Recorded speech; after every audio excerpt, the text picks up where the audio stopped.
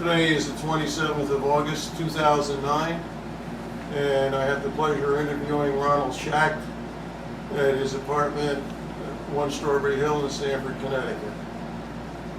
Ron, pleasure. We're going to ask you some questions.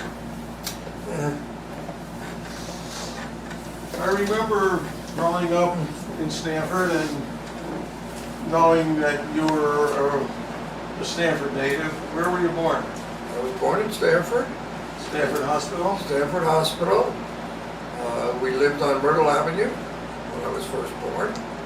Was it a single-family house? No, there was a 4-family house. We lived in the upstairs, not the top floor, there was an attic apartment above us. The house isn't there anymore. Were the other residents Jewish people? Was it a Jewish neighborhood? Well, no, the other residents were not Jewish, none of them were. Across the street there were some Jewish people. I remember Heshi Canup lived right across the street. There were other Jewish families in the neighborhood, but in my house it was just there were 4 families and the other 3 were all Gentile. And who was the doctor that delivered you? Victor, And what year was that you were born? 1932. Okay. And in talking about your childhood, what schools did you attend? Rogers, and at that time Rogers I started in kindergarten and stayed right through the 9th grade. And then Stamford High School for 10, 11, and 12. And when you're going to Rogers, is there any memorable experience that you had? Any good teachers or bad teachers? If anything that stuck in your mind? At Rogers School, well, I had some very good teachers. I still remember my kindergarten teacher, Mrs. Hagan. There was another teacher, I think her name was Miss Girardi, who I think I was in love with at the time. She was lovely. I generally had good experience in Rogers. In the upper grades, in junior high school, there was Mr. Freight, who later went into the administration, I think, of the Stamford school system. We used to have a habit of locking us into the closet if he didn't like what we were doing. With Pete Plotnick and Laser Gorn. We were the 3 of us were often ended up in the closet. One bad experience that I do remember, and I resented it to this day, is one time the principal, his name was Francini, called me into his office and told me that he was going to punish me for having beat up another kid, which I didn't do. And I was nowhere near that. And I kept saying I didn't do it, and he was threatening me. He had a big strap in the desk, which he showed me. And he didn't actually use it, but he did threaten me he would use it if I ever did it again, and he just didn't pay any attention to the fact that I did not do it. Then let's talk a little bit about your parents. Were your parents born in this country? Parents were born in this country. My mother was born in New York, and my father was born in New Britain, I believe. Either New Britain or Hartford, I forget. New Britain, Connecticut. Yeah. They came to Stamford early on, because when I was born, excuse me, I had my mother and father naturally. I had 4 sets of grandparents, 4 grandparents, and 2 great-grandparents. My great-grandparents lived right around the corner from where you lived, on Sherman Street, they lived. Who were your grandparents? There was Gittleman, Pauline and William Gittleman, who were my mother's parents. And she had sisters, is that right? She had sisters. My mother had 3 sisters, one of whom died about a year ago. The other one died when she was young. And the 3rd one is nearing 90 and still very much alive and very much with her. Is she in Stamford? She's in Stamford. On my father's side, it was Meyer and Rose. And my father had 1 sister, Pauline, who is not alive. She's gone quite a while now. And she had one son that I lived pretty close to, Sheldon. And they lived on Myrtle Avenue also. Do you have any idea what brought your parents to Stanford? Were they married when they moved here, or did they meet here? No, they were married. No, they were not married when they. Were they married in 1929? No, I think they met in Stanford. They met at a dance in Stanford. That my mother went to with a cousin of hers who was visiting from Denver. Met my father, left the cousin at the dance, and went home with my father. What brought them here is that both my grandfather and my great-grandfather had moved down from New Britain, and they moved into Stanford. Why they came, I'm not sure. They're both cabinet makers, and maybe they thought that there was just more work here. So both my parents really grew up in Stanford, although neither was born in Stanford. And what you mentioned, your grandparents were cabinet makers, and they continued to be their trades throughout their lifetime? Yeah, of course, when I was first born, my great-grandfather was, well along, and he wasn't doing much work. And my grandfather did not do a lot of work. He had emphysema when I was first born, although he used to do some work for around our house. I remember he used to fix our garage all the time. He once made me a beautiful case to hold an erector set, that kind of thing. But I don't think he did any formal work.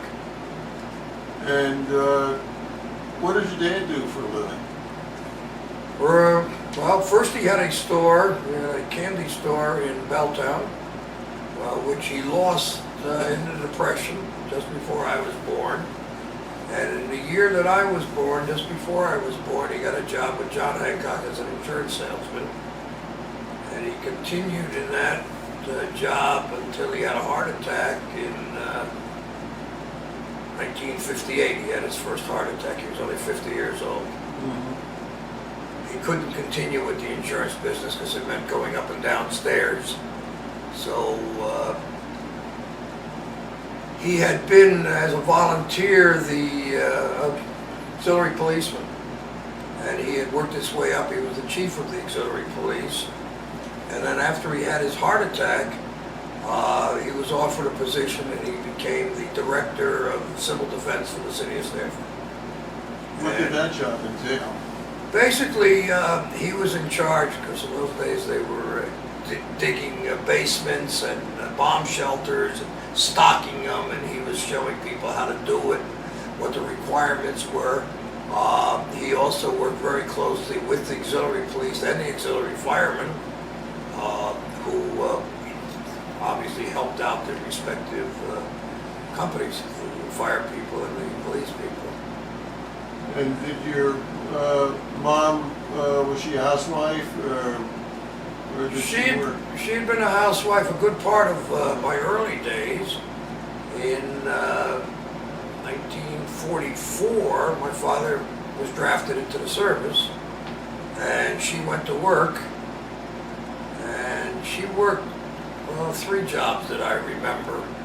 She worked for Koffler, Jacob Koffler, who had a woman's store up on Atlantic Street. And then she worked for a long time at Frankel's as a salesperson.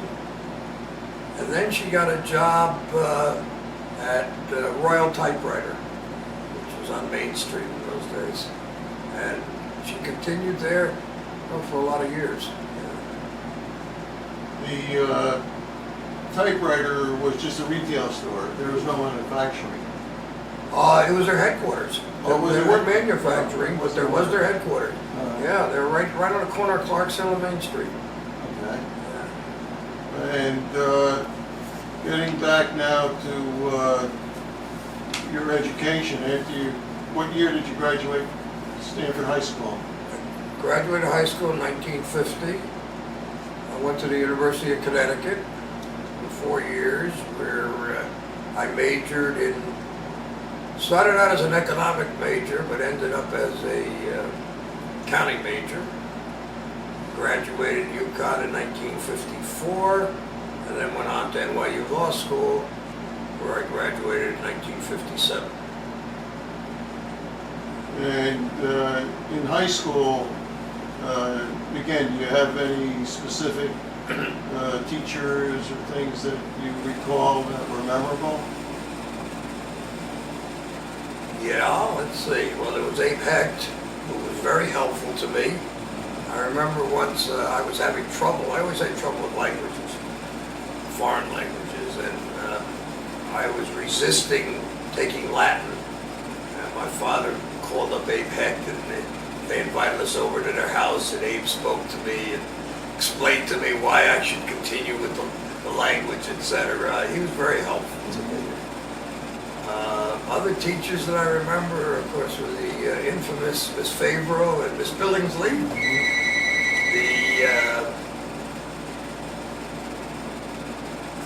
Both of whom were very much characters Yes. in their own way. Miss Favreau used to call me a materialist. Never was quite sure why, but maybe she was right. Billingsley was just difficult. Yes. And then there was Al Shear, who he taught me how to type.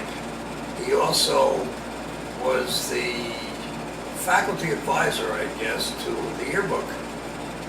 And Al Shear taught me something that to this day I still do. But I told him that the last time I saw him, which was a few years ago, so he's gone now. He used to say, write it down. Whenever you wanted to remember something, Al Shear said, write it down. And to this day, I carry a little notepad that I write down everything on. Great idea. And I'm well known for this among my friends. In college, they used to hide it on me. Sometimes they would write such crazy things like brush your teeth, go to the bathroom. Everybody knows that I carry this, and I never even switched to a BlackBerry or anything, and I still use this. When you were in high school, were you engaged in any extracurricular activities in school or out of school? Yeah, I was in a debating club, I remember. I was on the committee of the yearbook, which I mentioned. And I spent a lot of time with Natty, who I met in high school. What year did She you was, meet? what year did I meet her? I met her 1949, I guess, either 48 or 49. I think we were in a Spanish class together. You graduated in the same year. Yeah, we graduated the same year. She was actually 13 days older, and I never let her forget it. I used to tell her for those 13 days that she was a year older than I was. And we started going together in 1949. And pretty much stayed together until her unfortunate death. Yeah. What year did you get married? 1956. We had 7 years together before we got married. Rabbi Eric Grants once told us, just before I went away to college, he called Betty and I, and Mark Brownstein and Eileen Fine, who were very similar in having gone together for years and years, into his study, which was at Weinstein's house on Roxbury Road, I think. Yes. And he said, now you guys are much too young, you gotta date other people, you should not go steady because you're going away to school, give yourself a chance. We didn't pay any attention to that advice.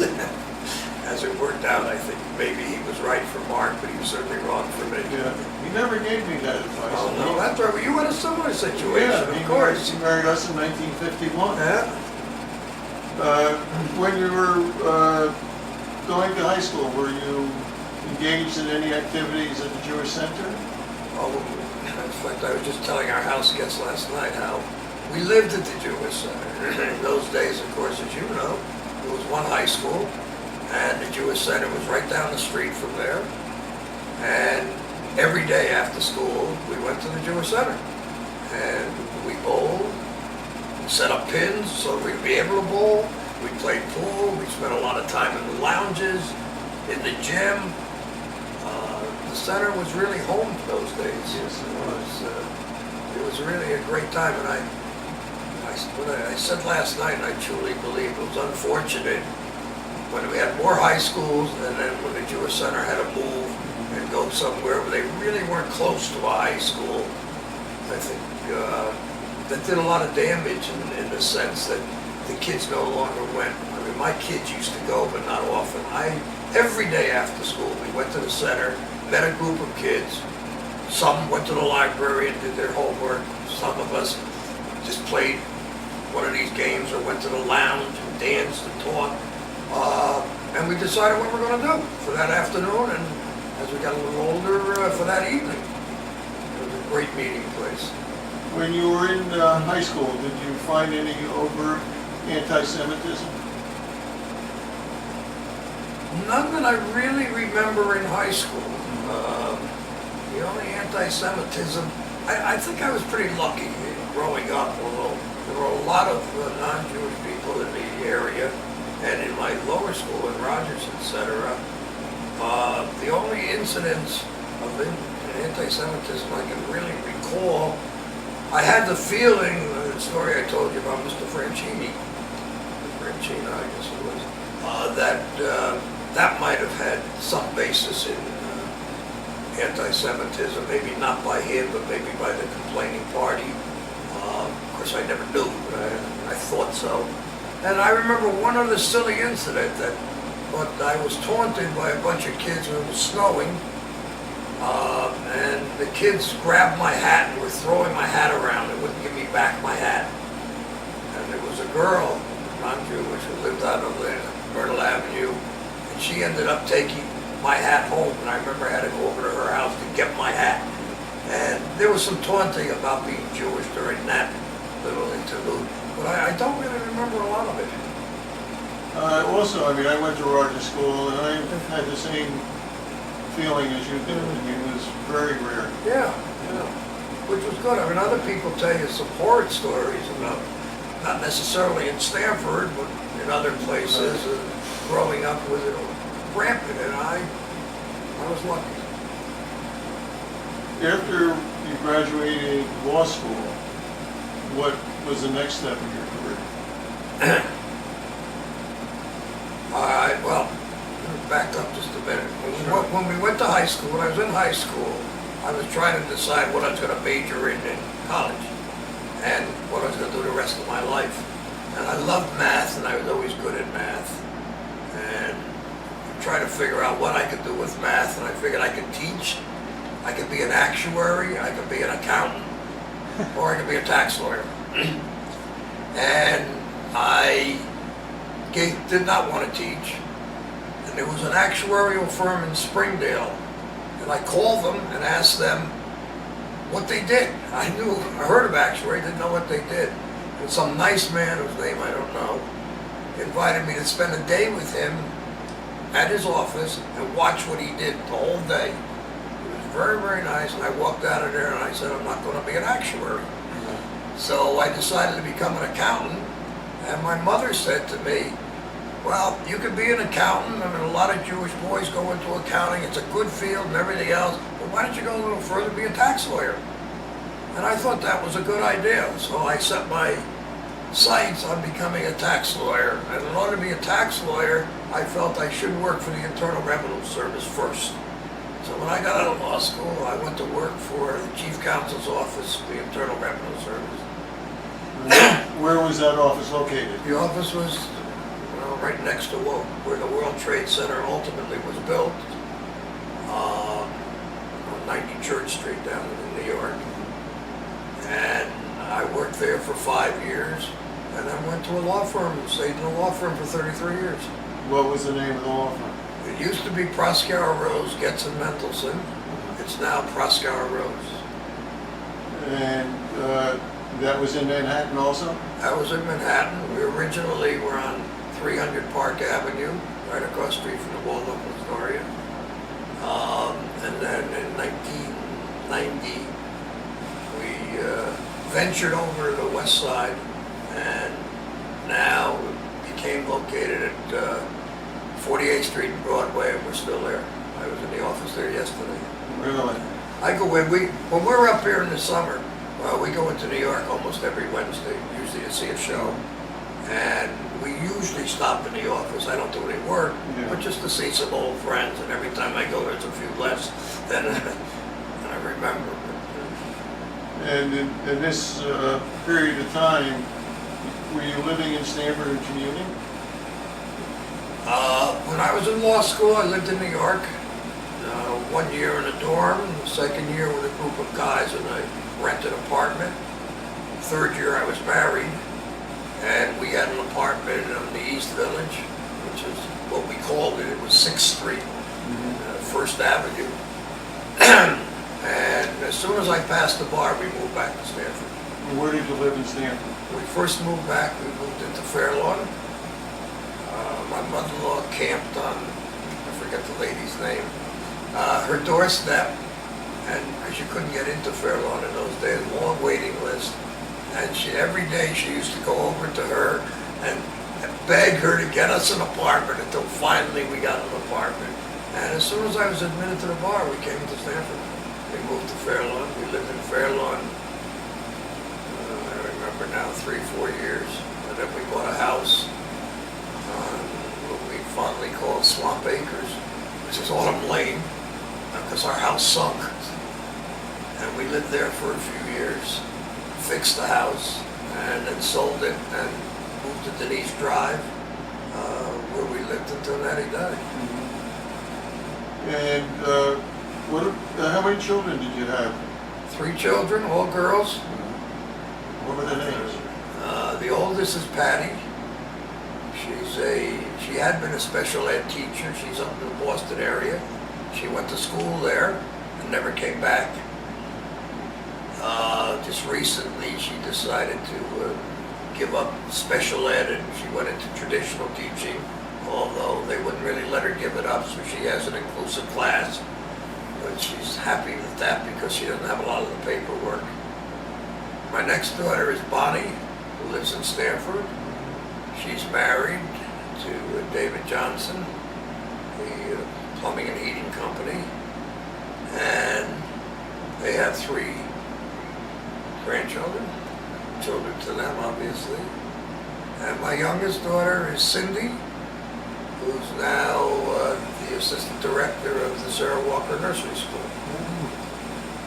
We have a special attachment to the Sarah Walker Nursery School.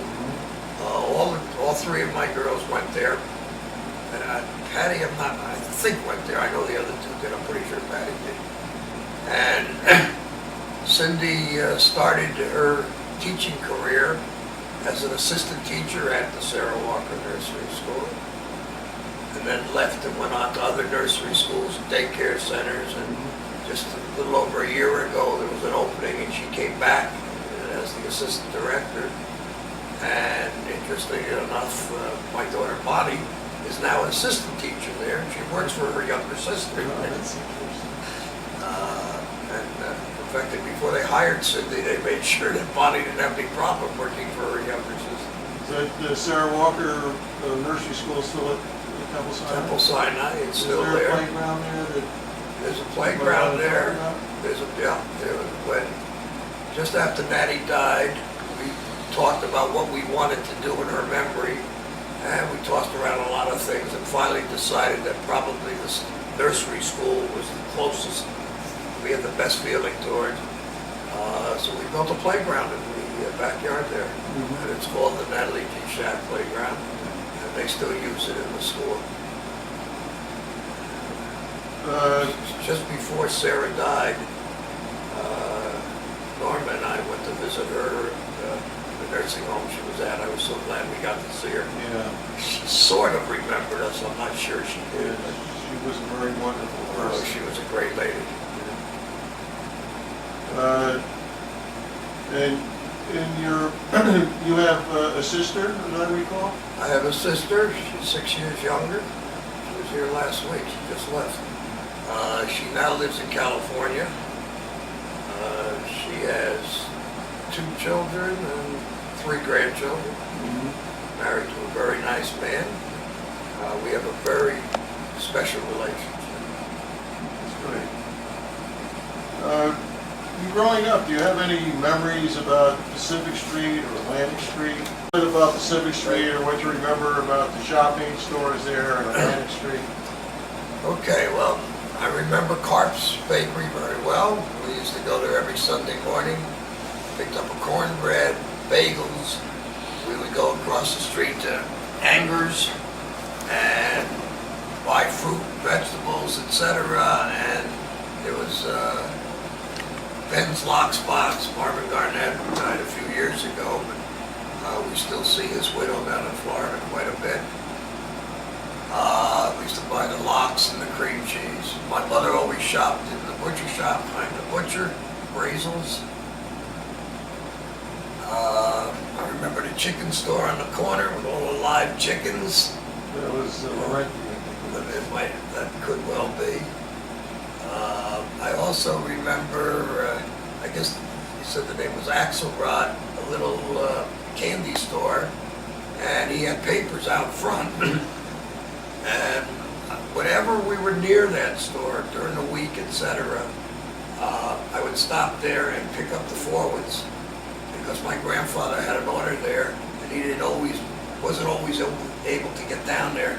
And he used to drop it off at his house. He lived on St. John's Place, and we used to pick it up for him. Oh, what else? I remember Epstein's Tire around the corner. Yes. In those days, we used to get retread tires. And, you needed a tire, you go in there and they'd give you a retread for, I don't know, $12 or $15, something like that. Atlantic Street, of course I remember the deli. Oh, Atlantic, you said. I was thinking No, Maine. that's Maine. That was Maine. Yeah. That's still the area. Yeah, that's still. Meyer Bloomfield, and was it Harry Robbins? It was Robbins. Yeah, Bloomfield and Robbins. Bloomfield and Robbins, and sometimes it was Robbins, and sometimes They it was split, Bloomfield. right, then they got back together. You never know Right. what the name It was. was the square. And the square, then it became the square, right? And by the register, he always had little pieces of salami, a nickel or schnickel. We used to go there almost every Saturday after synagogue. I told you we used to go down. I used to go with Heshe. Maybe I didn't tell you that story. When Heshe and I used to go to the synagogue on Saturday morning, and then afterward, we'd usually end up in Bloomfield, have lunch, and then go to a movie. We were real brazen. I'd go to the Strand Theater, because we weren't allowed to go to the Rialto, which was back over near Pacific Street. But the Strand I could go to, or we go to a regular one. I remember the Strand Theater quite well because the balcony had a ramp on your way out, going to the stairs, and then you went out. And one time when I was quite young, and it had been raining out, so I had rubbers on my feet. I was walking down that ramp, and my rubbers got caught, and I fell forward, and I crashed into a radiator, and I split my head. I still have the scar. And they were taking me to the hospital to get stitches, and as I passed the manager, I said, I never got to see the movie. Will I get a refund? And he said, sure. Going back to Main Street, my father actually worked on Main Street because John Hancock's office was upstairs next to the Plaza Theater. There was a drugstore downstairs. Jones's. No, Star Confectionery. it was right near Star Confectionery, but no, there was a drugstore, not the Star. Don't remember the name. But there was definitely a drugstore, and the stairway to his office was right next to that. We used to go upstairs. What else is on that street? Brown's Fruit and Vegetable. One of my aunts used to work there. Well, the Halfway House, which, what was it called in those days? Layton's. Yeah.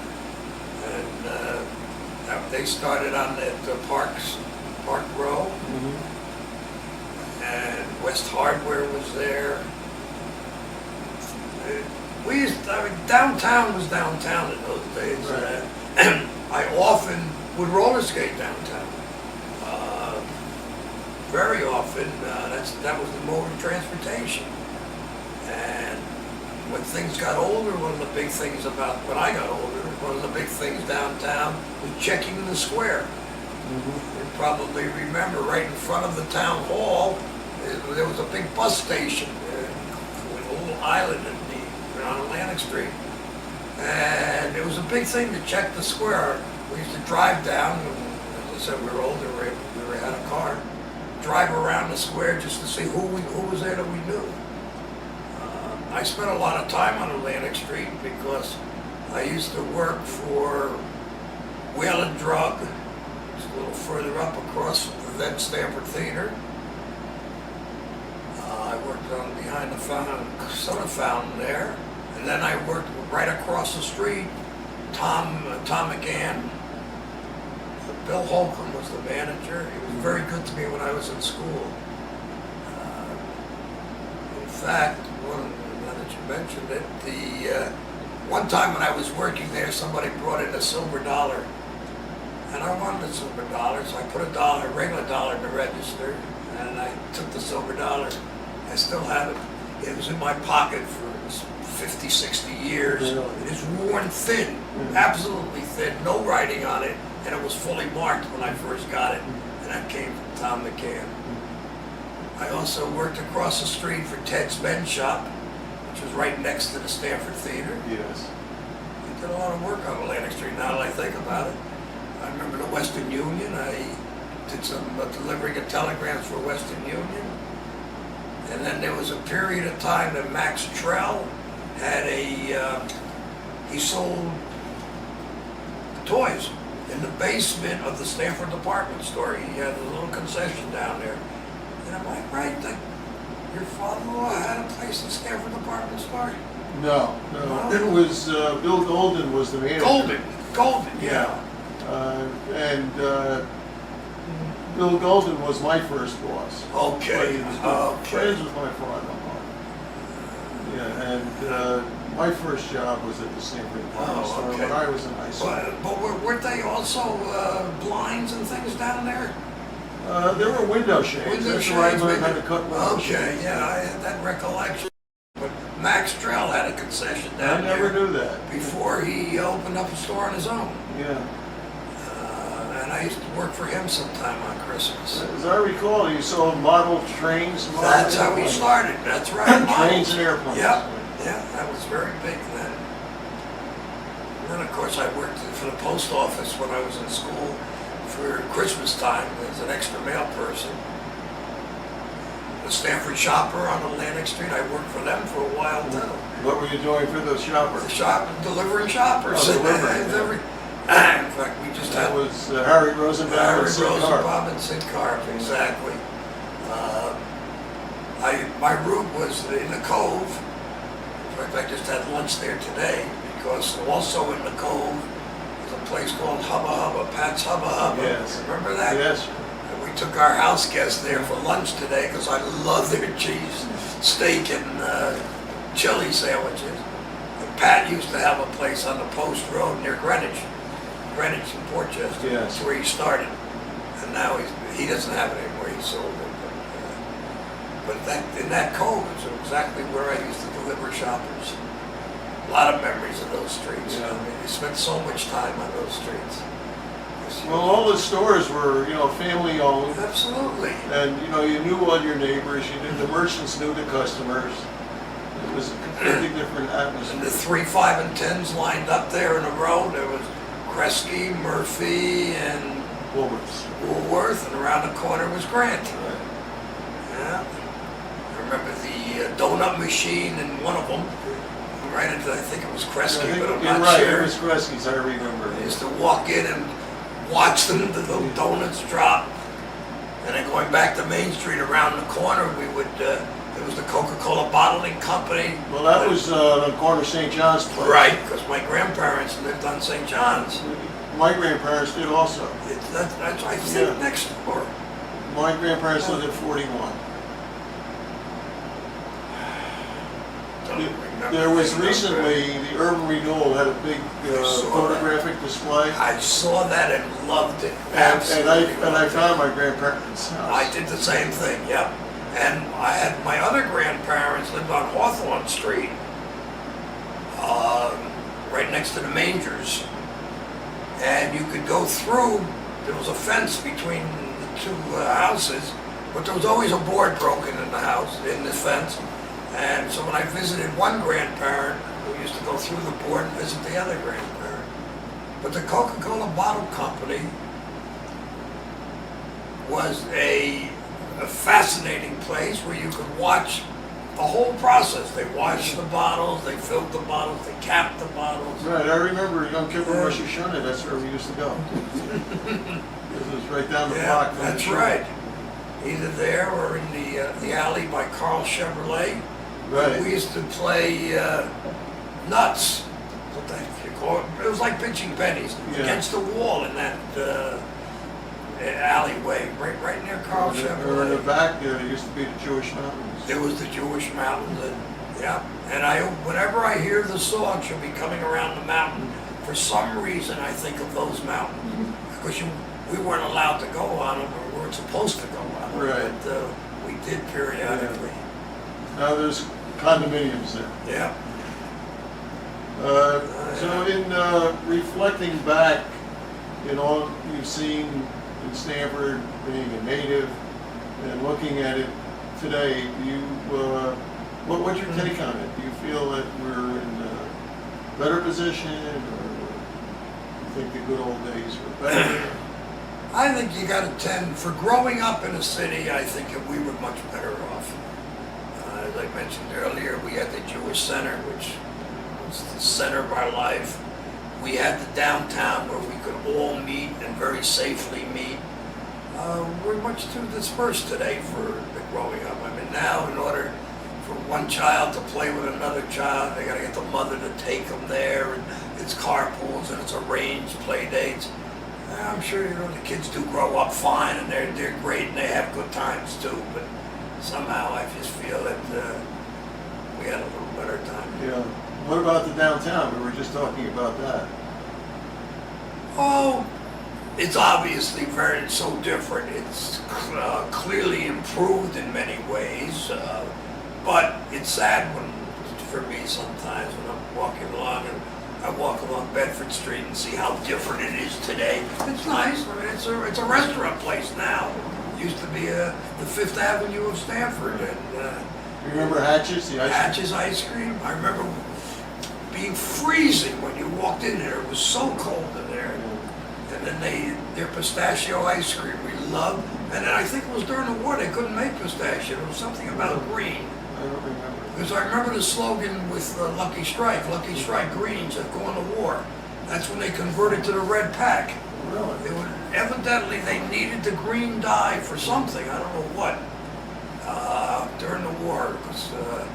But Hatches and Foot Four, it was a great place. Well, I think, is there any other reflections that you'd like to tell us about? No, other than the fact I think Stanford was a great city to grow up in. I think it's a great city today to live in. We are very fortunate because between myself and Norma, we have 5 daughters now. 4 of them live in Stanford. Cindy has since moved to Norwalk, but virtually Stanford. And Patty's up in Boston, but thinks nothing of coming down. Mm-hmm. She was down last week. Last week was the Maccabi games, and we each had a granddaughter in it. So that's why my sister came in and Patty came down. So we're fortunate. We virtually have all of our girls here. We have 8 grandchildren. They all live in Stanford. So Stanford has many, many fond memories and gives us lots of enjoyment. That's why we come up from Florida. How many months a year are you living in Florida? We live in Florida about 8 months a year. We're up here 4. And basically we come up here to see the kids. Mm-hmm. And where do you live in Florida? Boca Raton. Mm-hmm. And you're happy down there? It's a nice community? They're very happy down there. Yeah, Are there other Stanford people? I said we have a friend, unfortunately he just died. We had a friend down there who said that there are 100,000 people in Stanford, and I think every one of them comes down to Boca at some point in time. Because we're always introducing him to Stanford people. There are a lot of Stanford people in the general area. My cousin Gary I can walk to his house and see him a lot. We see a lot of Hermie Allswinger, I see Freddie Sherbico. Some other people that live in this building now that weren't originally Stanford people, but they're down there. And of course, a little further up near West Palm and PGA, there's a whole load of different Stanford people. They're all over. Are you a golfer? No, but I play 9 holes a week. All right, well, I think we have completed our interview. Well, I enjoyed it very much. And It's good to reminisce. Thank you so much, and in the near future, you'll get the DVD that you can share with your family. Well, thank you very much. I really enjoyed Thank you, this. Ron. Okay. Okay. What's that about? This was our 10th anniversary with Norma, and this is my entire family and Norma's entire family, with cousins, and the Skegans are here. There's Randy Skegan and Russ Skegan. It's just our combined families. My sister should be in here someplace. From college, from high school. Okay. This is, of course, when I was born and I was a baby. And as I got older, graduating high school, this is bar mitzvah. I guess I went the wrong way. It should come this way. And it comes around all the way around until we get to Norma and me, and then Norma's family and my family mixed. This area is Natty and our family, my mother and father, and grandchildren, and their grandchildren. This is, it followed, my sister and brother-in-law did this, and it basically follows my entire life up to that point. Did a great job. Okay.